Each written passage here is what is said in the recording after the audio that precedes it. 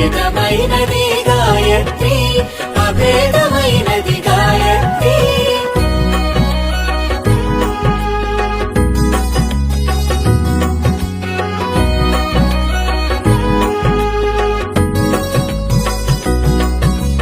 విష్ణువాక్కుగా తెలిసేవు విశ్వవ్యాప్తమై వెలిగేవు. విష్ణువాక్కుగా తెలిసేవు విశ్వవ్యాప్తమై వెలిగేవు. వినీల కాంతుల మెరిసేవు విశ్వమంతటా వ్యాపించేవు.